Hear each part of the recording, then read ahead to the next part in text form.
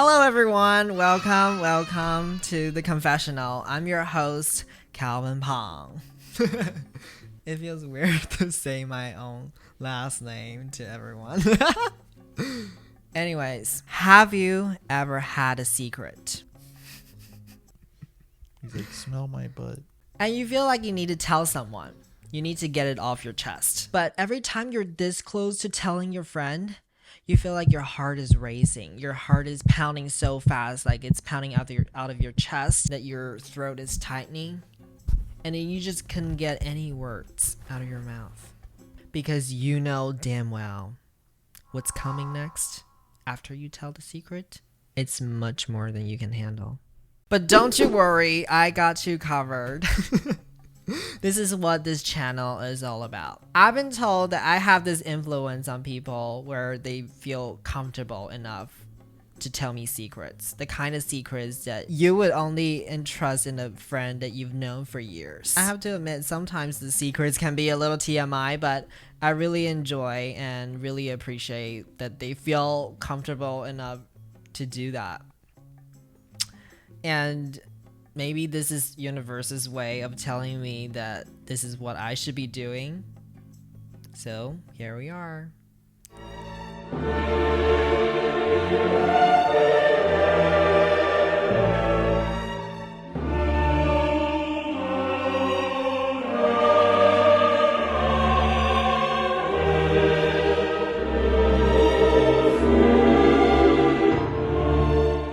So hello, welcome to the very first episode of the Confessional, and we're just going to jump right into the first story of the day.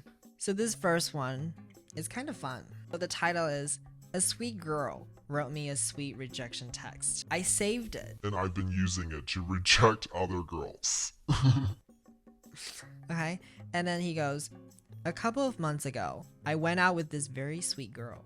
She was beautiful, smart, funny, and most importantly, very kind. And I knew that I wanted to have her, but she wasn't prepared to commit since she needed to focus on her grad school, or at least that's what she wanted me to believe. So she sent me a very sweet rejection text, and although I was mad for losing her, I couldn't stay mad after reading the text. Now I'm curious as to how she worded it, the whole thing. It's not you, it's me.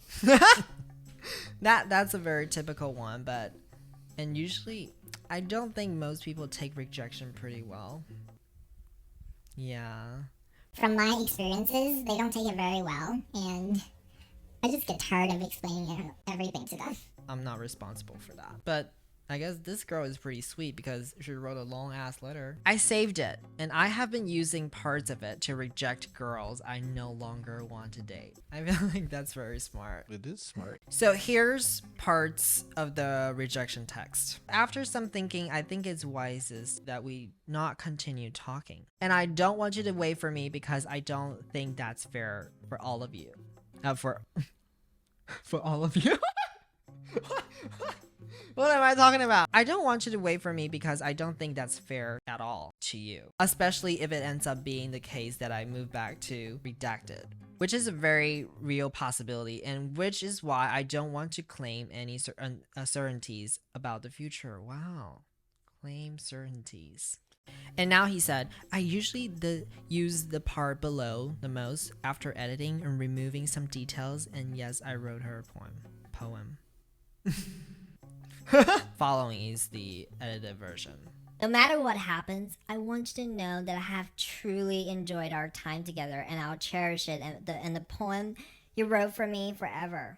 And maybe publish it on your behalf one day. And the conversations we had and the openness and sincerity that you led with that I really admire and hope to embody more in my life. I think you're going to do great things, and I have a lot of respect for everything that you're doing too. And then he goes on, and I use this part too because it's a great way to end everything. All the best and take care. Also, I ask that you please not question this decision as it feels like the right one for me. I hope you understand. That's kind of just ended the whole thing because you cannot question my decision. Yeah. Shuts him down. And here's another part. I totally understand, and to be honest with you, I have been pondering the same thing. I don't want you to feel like this is heading nowhere, and I don't want you to feel like you're wasting your time. But I guess I just also want you to understand that life feels a little overwhelming for me at the moment, and I wasn't really expecting this as much as I have been enjoying the time we've spent together. I'm starting to think that while I am in this stage, it's not really fair to you to continue talking, and that maybe I need time to figure myself out right now. I think it's pretty decent because you're also giving her the credit for giving you the good time. You know, it's not. Oh, I don't like you as much, which is why, like, I feel like this is not going to work. You're acknowledging the good parts. Yeah, but do you think she's sincere in everything that she said? I mean, there might not be any sincerity, but I feel like she goes out of their way to make the other. Do you think that to make the other person feel better? But do you think that serves him his best interest? No, but See, here's the thing. Like, that's a really polite way of rejecting someone, but I don't think it's the best way. I think honesty is. Huh? She should have said, "I'm sorry, but any guy who writes a girl a poem is a loser. Unless you're a poet, don't do it." I don't think so. Oh, are you kidding? I guarantee you, she showed that to all her girlfriends, and they laughed their ass off. This guy wrote me a poem, because they don't appreciate things like that. There are some women that appreciate poetry, and they would appreciate it if it was something that was done later on down the road. But if you're just starting to date someone and you write a poem like off the bat, they're going, that's a red flag right there. Well, we have no idea how long this relationship is really is, so we cannot judge that based off of what we read. I don't know. It seemed kind of short to me. It is kind of short, but we don't have the full picture yet. Like, at least from what I read, we are not getting the full picture. But I do have to note that you don't have to make the other party feel, bad. Right. So I feel like this is a great way to end things, because most people would just feel like, okay, you're an asshole. Okay, this is. Well, wouldn't you say, if somebody rejected you, said, "I think you're a nice guy, I just don't feel we're compatible. Mm-hmm. But that doesn't mean there's anything wrong with you. I just don't think we work out together." Yeah. See, to me, that's more honest, and yet it's still a nice I know, way but of doing it. there are lots of people who just cannot take honesty. Yeah, They but would just make it personal about themselves. Like, okay, So you're saying I'm not good enough for you? Is that what you're saying? like I'd they would go, be completely "No, aggressive I'd about say it. we're not compatible. There's nothing wrong with you. I'm just saying that we don't And match up." yeah.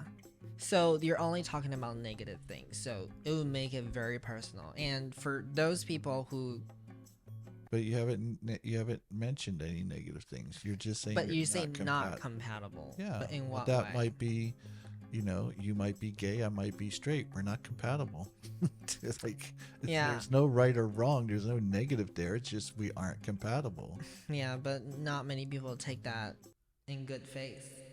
Well, they have to grow up. That's part of They do. maturing. Like, people need to grow up so we don't have to write these long ass letters just to, break things off. You should know that right off the bat.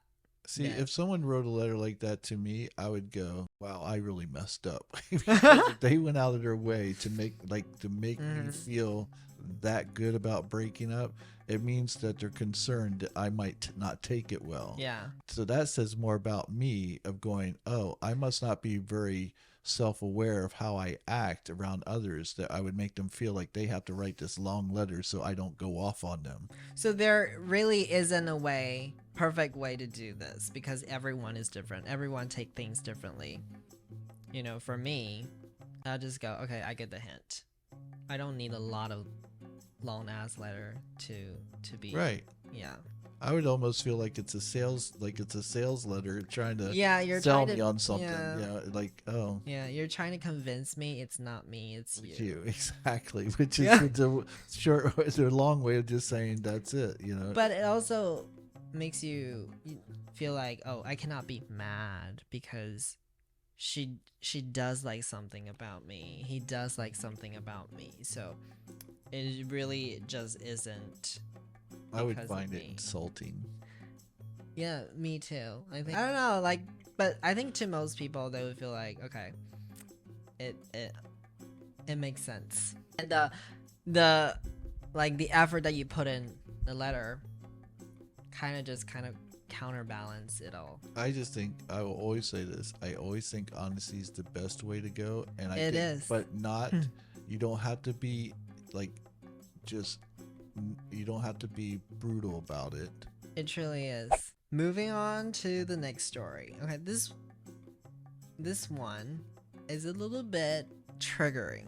I don't know. It's not triggering. It's like almost traumatizing. Okay, if you read the title, you would feel the same. I just drank a little bit of my grandmother out of morbid curiosity. My grandmother passed away a few years ago when I was 12 and hit me severely in the gut with this unresolved grief and depression. She has been cremated, and my mom left me the responsibility to keep her urn in my room. I've since made her a shrine in her memory. My mom has now moved into a new place and now lives across the states. I'm planning to visit her in the next week. She requested I bring some of my grandmother to spread her ashes in the river nearby her new house.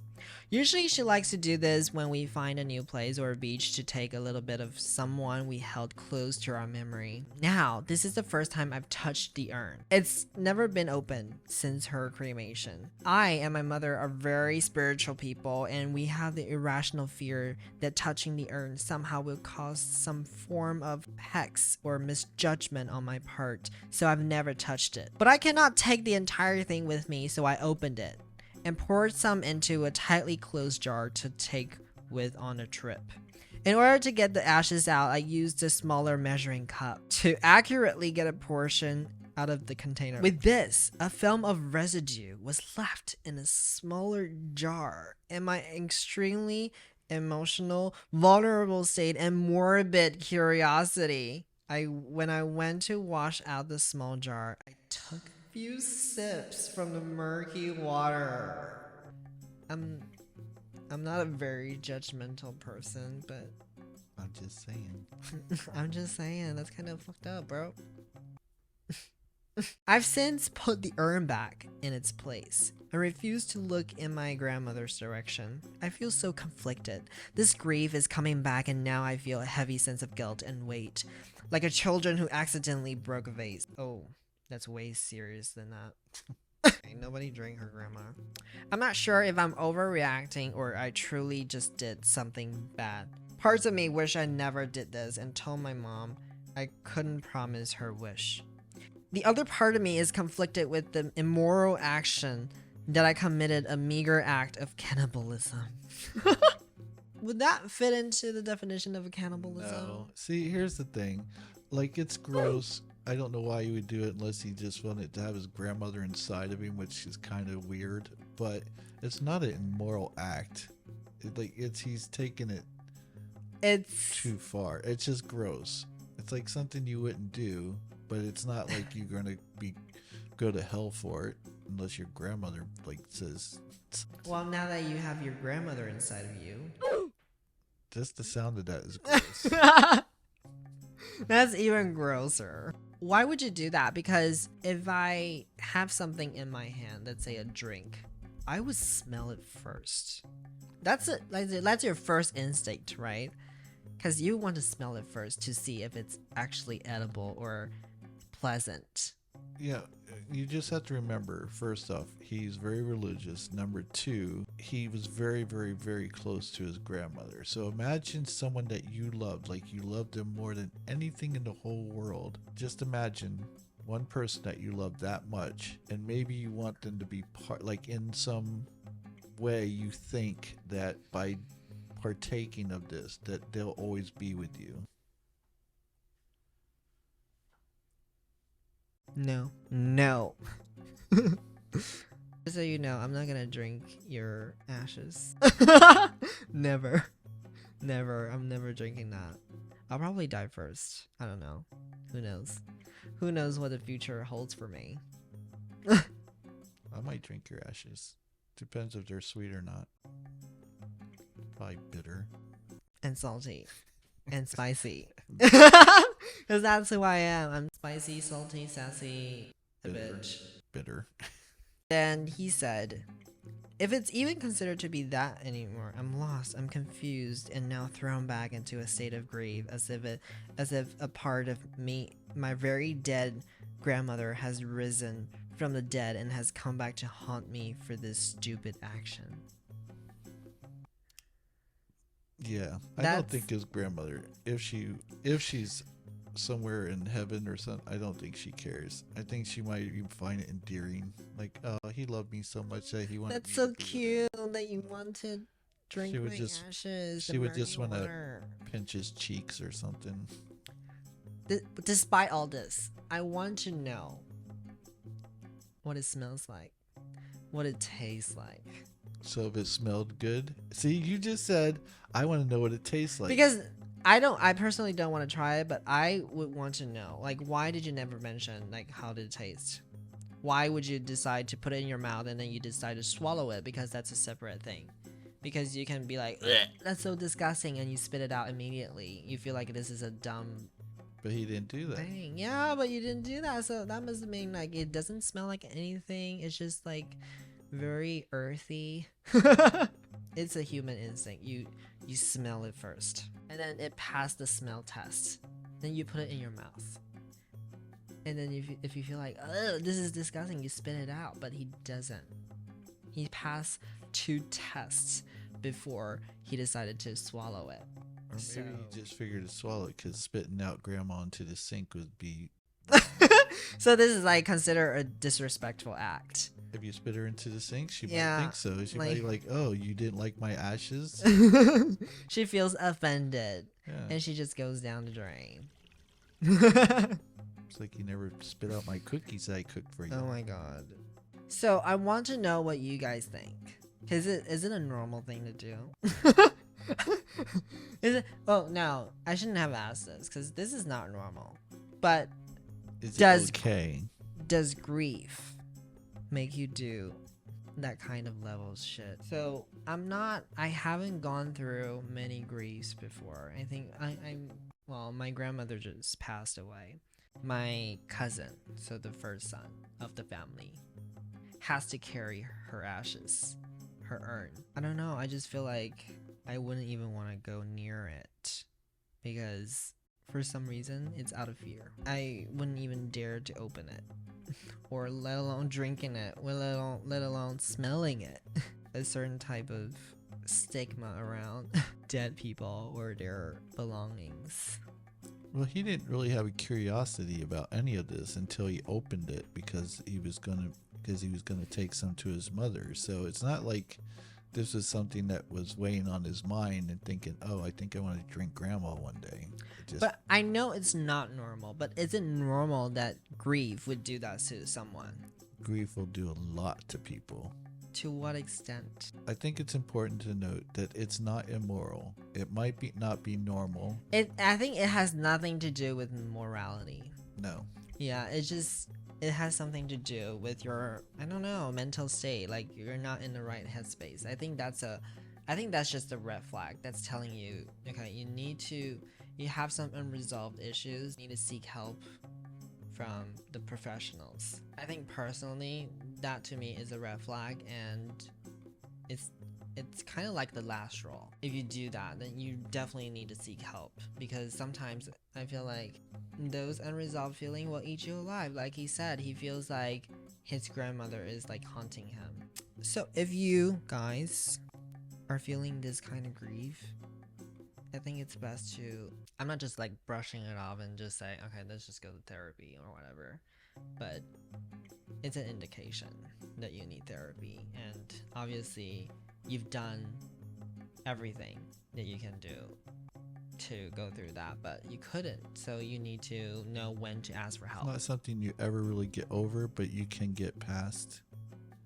And that's the key, is learning to live with it, because you'll never forget it. The more happiness this person brought you, the more you're gonna feel it. Like, it's everything is a balance. The happier you felt with this person, the sadder you're gonna be with that person. You said it earlier though, it's about mindset. And so if you can remember the happy times and think those happy things, and remember them and enjoy those happy times again in your memory, that's what your grandmother would want. She doesn't want you being sad and crying over. The thought of afterlife gives me peace, because then I know, like, maybe I can meet someone like Tyler Henry said. Right, that someone So- will be there for you. Yeah, we're all gonna reunite one day in the afterlife. So I think that thought really comfort me if I were to lose anyone, because we're all gonna get together again, just not in this life. So that brings me comfort. What do you guys think? Let me know in the comment section below, and I'll see you guys in the next episode. Bye bye.